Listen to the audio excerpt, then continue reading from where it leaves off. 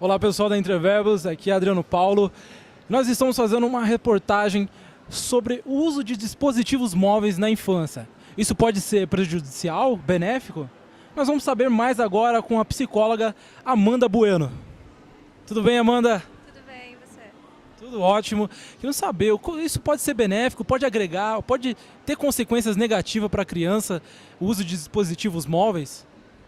Pode ser muito negativo e pode agregar muito. Tudo depende de como você usa e qual é o seu objetivo com isso. Quando geralmente é prejudicial, quando não tem objetivo algum, costuma o dispositivo móvel ser a babá da criança. Mas isso não é novo, né? As pessoas já usaram a TV muito para isso. A questão é o que você quer fazer com o seu filho de verdade. Porque qualquer ferramenta que você dê para ele, tecnológica ou não, para que ele simplesmente te deixe em paz, vai ser altamente invasivo e vai trazer muito prejuízo. Essa questão de uso de tecnologia, tanto televisão, dispositivos móveis, como tablets e celulares, isso não pode deixar a criança hiperativa? Não existe nenhum estudo ligando isso. Tá? A hiperatividade ela tem causa genética e tem gatilho em fator ambiental, mas tem que ter uma predisposição genética para ser hiperativo. Então, não, ficar na frente de uma TV jamais vai causar hiperatividade. Ficar com um tablet jamais vai causar hiperatividade. Mas com certeza vai tirar a oportunidade de aprender coisas de outras formas. Mas você não tem uma recomendação assim para a criança ficar no máximo até 2 horas, até 1 hora na frente de um dispositivo móvel como celular, televisão, independente qual seja? Olha, eu não sei se eu teria uma recomendação específica de quantidade de horas. O que você tem que parar para pensar é se você está criando oportunidades para o teu filho nas idades específicas para ele poder aprender de diversas formas. Se a única forma que ele tem para aprender é a televisão, provavelmente ele vai ter dificuldade em habilidade social extrema. Né? Ou ele não vai conseguir saber escolher o que ele quer dentro de situações, porque quando ele está com o tablet, com o celular e com a TV, ele escolhe e troca a todo momento só o que ele quer. Também muitas pessoas falam que isso pode afetar o relacionamento pessoal de uma criança no futuro, quando virar adulto, por exemplo, ele pode ser uma pessoa um pouco antissocial. Isso é verdade? A gente não pode dizer com exatidão, mas a gente tem que parar para pensar. Nisso a gente usa o que a gente chama de parcimônia. Imagine o seguinte, uma criança que cresce com acesso ao celular, tablet e televisão ao momento que quer. E muitas vezes nem usa TV a cabo, em que você tem que esperar o horário do desenho, que era muito o que a gente fazia alguns anos atrás. Agora você não precisa. Você com um clique coloca exatamente o que você quer, pausa, volta e assiste 1000 vezes a mesma coisa. Se uma pessoa faz só isso da vida, ela só escolhe o que ela quer com ela controlando, é possível que ela tenha impacto em habilidade social. Mas esse não deve ser o único fator, porque em algum momento a criança está longe disso. E quando ela está longe disso, está indo para a escola ou está com outras pessoas, que tipo de estímulo ela recebe? Se ela não recebe apoio para criar amizades, ter tolerância à frustração nesses momentos que ela está longe desses aparelhos, com certeza vai ser prejudicial. Mas o ambiente todo vai ser, não o aparelho em si. O que tudo isso pode agregar, assim, a pessoa, desde criança, desde os 2 anos de idade, mexendo no celular, em tablet, tendo acesso a todos esses meios tecnológicos, ela pode ficar talvez mais inteligente, ter um raciocínio lógico mais aguçado, mais apurado, talvez? Bom, se usados da maneira correta, com um tempo pré-determinado, e isso acho que muitas vezes a família tem que parar para pensar, né? Você pode agregar muito para questões de desenvolvimento. A gente não pode falar que vai desenvolver mais a inteligência, mas vai criar mais habilidades para aprender, com certeza.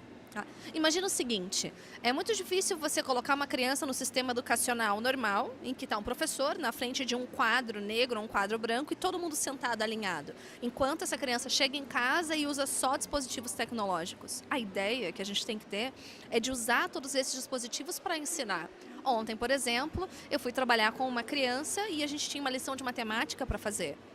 Uma folha impressa, um monte de quadrados e que ele tinha que escrever algumas coisas e fazer algumas contas simples para uma criança de 5 anos. Ele não tinha o menor interesse, porque ele não sentia que aquilo tem impacto na vida dele. E tudo que ele faz é na escolha dele. Então tudo traz prazer e daí ele é confrontado com algo que não traz.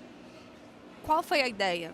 Eu peguei meu celular, meu Pokémon Go, que para quem trabalha com crianças é bem importante ter um Pokémon Go, E a gente começou a fazer cálculos matemáticos sobre quantos doces seriam necessários para poder evoluir um Pokémon. Sendo que cada Pokémon, quando você conquista, quando você captura, você ganha 3 doces. Então assim, mais ou menos então, por exemplo, fazer um cálculo matemático. Seria talvez mais interessante fazer aquele cálculo matemático de uma forma diferente no meio tecnológico, talvez? Exato. Se a gente começar a admitir que essas crianças nasceram numa era tecnológica e a gente começar a criar ferramentas de ensino dentro delas, as ferramentas tecnológicas vão passar a ser usadas a favor da gente e não contra. Essa criança, depois de fazer essa experiência comigo, de brincar com o Pokémon Go, ensinando matemática, ele sentou e fez a lição dele sozinho. Você acha que então o método de ensino está, digamos assim, está ultrapassado? A gente devia inovar com meios tecnológicos agora? Eu não posso dizer que o método de ensino está ultrapassado, mas uma questão é fundamental. A maneira como a gente aprende, que geralmente é sentado assistindo uma aula, cientificamente não é a melhor maneira de se ensinar alguém. A melhor maneira de se ensinar alguém é receber conteúdo teórico com exemplos práticos e você ser colocado no ambiente prático e ser corrigido enquanto está ali, lembrando do teórico e colocando situações de vida. É assim que você ensina de verdade uma criança, um adulto, um adolescente, alguém que está na faculdade, alguém que está no mestrado, no pós-doutorado. Você não pode aprender química quando você está na graduação de química, sem estar no laboratório. Mas por que a gente aprende química quando está na faculdade, quando está no ensino médio só no caderno? Quantas pessoas você conhece que desejam ser químicos? Eles não tiveram a oportunidade de descobrir que isso pode ser importante. Mas usando um aplicativo no iPad com uma criança, e que tem um aplicativo que se chama Toca Lab, ele pode fazer experimentos químicos. E assim uma criança me disse, poxa, eu quero ser cientista. Legal, legal. Gostei bastante da entrevista. Eu queria só fazer uma pergunta que todo mundo tava me perguntando, várias mães estavam até falando, pergunta lá para a psicóloga, sobre assim, chupeta ou dispositivos móveis. Muitas mães elas estão substituindo uma chupeta normal, por um dispositivo móvel, para a criança se livrar dessa tradicional chupeta. Você acha que isso aí é saudável? Você acha que isso aí pode... Bom, primeiro que chupeta não é saudável, né? Começa não dando a chupeta para a criança. Esse é o seu primeiro ponto. Segundo ponto, é muito fácil você usar um iPad para substituir, não sei, da chupeta eu nunca tinha visto, mas substituir paninho. Ou para você poder almoçar com a criança, para a criança te deixar em paz, você leva um tablet. Eu acho que você tem que se perguntar muito do que você quer para ele como adulto. Porque eu não sei o que você vai ter que dar para ele depois, quando ele crescer, para ele te deixar em paz.